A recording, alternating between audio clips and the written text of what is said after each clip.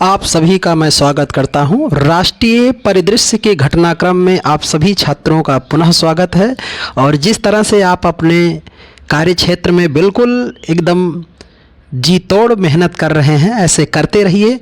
अपने मार्ग को स्वयं प्रशस्त करना है। आप अपने क्षेत्र के वीर योद्धा हो। ये लड़ाई आपको अकेले लड़ना पड़ेगा। मैं केवल आपको मार्ग दिखा सकता हूँ, लड़ना तो आपको ही पड़ेगा। तो चलो एक बार फिर तैयार हो जाओ।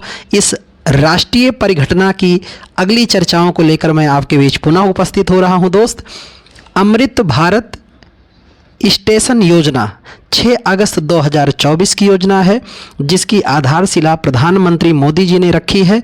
और इसका जो लक्ष्य था कि 508 स्टेशनों के पुनर्विकास करने को। आप लोगों ने देखा होगा कि स्टेशन अभी इसके पहले कैसे जर्जर अवस्था में हो गए थे।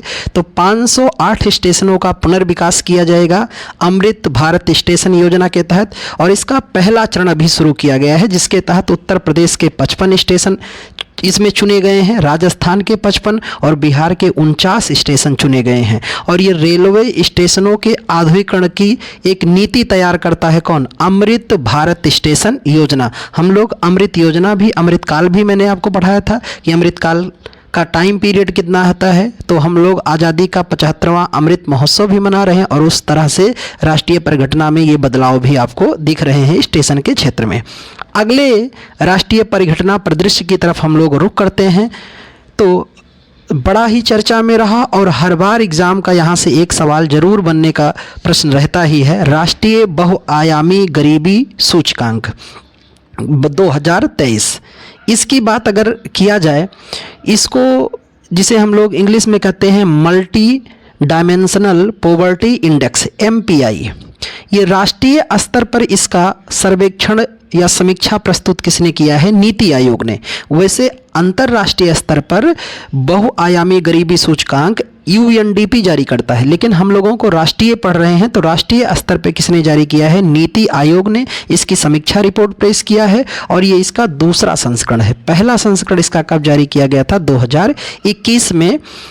इस सर्वे में राष्ट्रीय परिवार स्वास्थ्य सर्वेक्षण 5 पर आधारित है, यानी नेशनल फैमिली हेल्थ सर्वे संख्या 5 पर यह सूचकांक आधारित है, जिसमें 36 राज्य और यूनियन टेरिटरी तथा 707 जिलों का अनुमान इसमें प्रस्तुत किया गया है।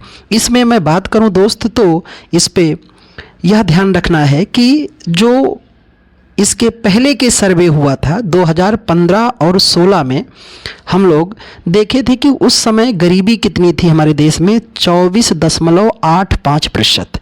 और जो नया सर्वे हुआ राष्ट्रीय परिवार स्वास्थ्य सर्वे 2019 और 21, इसमें पता चला गरीबी घटकर कितनी हो गई? 14.96%।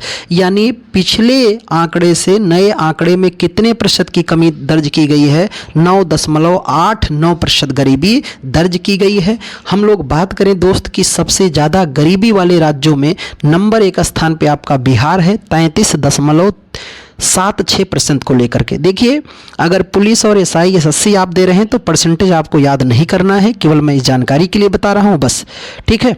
तो सबसे ज़्यादा गरीब राज्य आपका बिहार, दूसरे स्थान पे गरीब झारखंड है, तीसरे स्थान पे मेघालय, चौथा गरीबी वाला राज्य जो है उत्तर प्रदेश है आपका, जहां पर गरीबी कितनी है? 22.93%। और बात करें कि इस रिपोर्ट में गरीबी में कमी किन राज्यों में देखी गई है, तो गरीबी में कमी आई है बिहार में, यानी 18.13% गरीबी कम हुई है। दूसरे स्थान पे मध्य प्रदेश में गरीबी में कमी आई है। तीसरे स्थान में उत्तर प्रदेश में गरीबी में कमी आई है 14.75% की। आगे इस पर बात करें हम लोग मित्र, तो सबसे कम गरीबी, अभी हमने बात किया कि सबसे ज़्यादा गरीबी कहाँ पर है, तो बिहार में है। सबसे कम गरीबी कहाँ है? केरल में। आप जानते हो हमारा सबसे ज़्यादा पढ़ा लिखा राज्य कौन है? केरल है। तो सबसे ज़्यादा गरीबी बिहार में, सबसे कम गरीबी केरल में है। अगर हम लोग केंद्र शासित प्रदेश जिसे UT यानी यूनियन टेरिटरी कहते हैं, उसमें अगर बात किया जाए सबसे ज़्यादा गरीब राज्य कौन है? दादरा नागर हवेली एवं दमन दीव। और न्यूनतम गरीबी का किस केंद्र शासित प्रदेश में है? तो पुदुचेरी में। यूपी के अगर ज़िलों की बात करें तो उत्तर प्रदेश का सबसे गरीब ज़िला जो है वो है आपका बहराइच, और सबसे कम गरीबी कहाँ पर है? गाज़ियाबाद में। तो इस रिपोर्ट को आपको बेहतर रूप से अवलोकन करना है और ध्यान में रखना है, यहाँ से सवाल पूछे जाने की पूरी संभावना है। अगली खबर की तरफ हम लोग रुख करते हैं दोस्त। राज्य खाद्य सूचकांक 2022-23, यह अभी तक का 5वां संस्करण है और इसका पहला संस्करण 2019 में जारी किया गया था। और ये जारी कौन करता है? फसाई। फसाई के बारे में हम लोग पहले भी पढ़ चुके हैं, पिछले लेक्चर में आप लोग इस क्लास को देखिए। फसाई जारी करता है राज्य खाद्य सूचकांक को, और यह जारी कब हुआ था? तो विश्व खाद्य सुरक्षा दिवस के अवसर पर। और विश्व खाद्य सुरक्षा दिवस कब मनाया जाता है? 7 जून को। इसे कई श्रेणियों में विभाजित किया गया है इस सूचकांक को।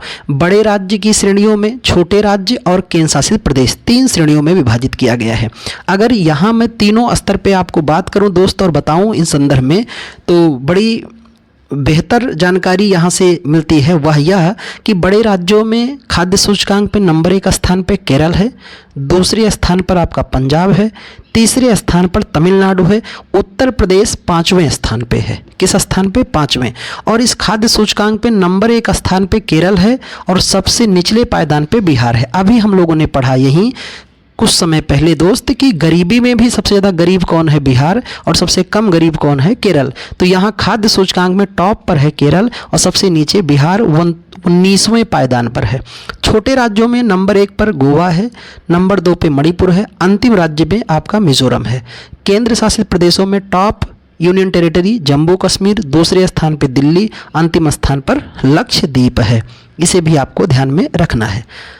आगे बढ़ते हम लोग। NIRF India rankings 2023, national institutional ranking framework. इसकी शुरुआत कब हो रही? 2015 से। इसका कार्य क्या है? शिक्षण, जो भारत के शिक्षण संस्थान हैं उन्हें यह रैंकिंग प्रदान करने का काम करता है।